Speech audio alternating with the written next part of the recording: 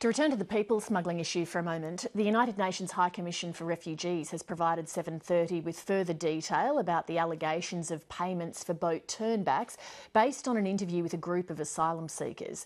The UNHCR's Indonesia representative Thomas Vargas joined me from Jakarta earlier. Mr Vargas, can you confirm for us if the UNHCR interviewed asylum seekers from the boat that was rescued by the Indonesian Navy on May the 31st? Yes, we have interviewed the group. Who conducted the interviews with them? One of our staff members. Did they interview everyone on the boat individually or as a group? We interviewed the group as a whole. What did they tell you about their experience when the boat was intercepted?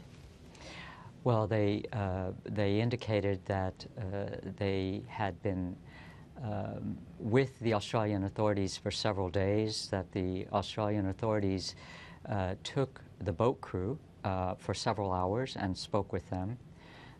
And when at one point they saw the boat captain receive a thick envelope and return back to two boats that were then turned away to the open sea.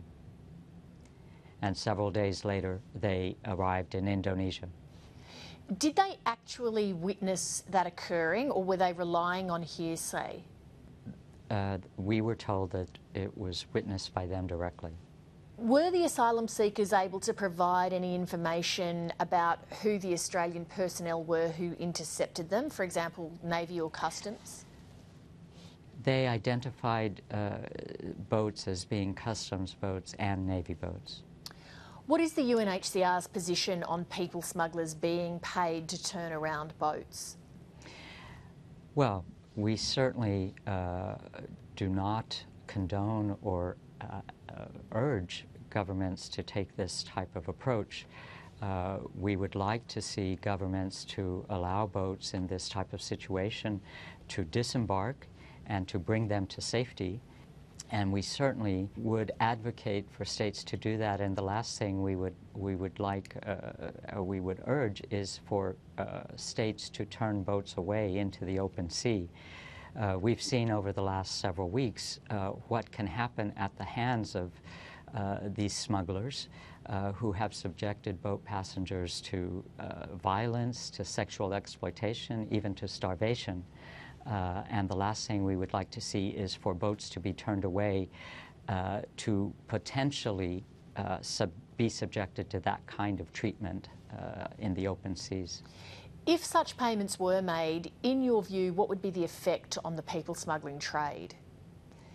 Well, obviously that could encourage more of this activity. It's clear that these types of approaches will not work. One state alone cannot deal with this situation. It's a regional problem, and it sends the wrong message. As states are gathering around the table to try to solve this issue, we'd like to see a comprehensive regional approach where states agree in the spirit of responsibility sharing to all come together to meet the needs of these people who are desperately searching for safety. To your knowledge, are such payments illegal under international law? Well, it's certainly, as I said, against the tradition of rescue at sea, against the tradition and the conventions on rescue at sea and at the law of the sea, as well as the Refugee Convention. Whenever there are people in need and distress at sea, they should be rescued and they should be brought to safe land first and foremost, and then their needs addressed as necessary. Thomas Vargas, thank you very much for your time. Thank you, Lee. Thank you for having me.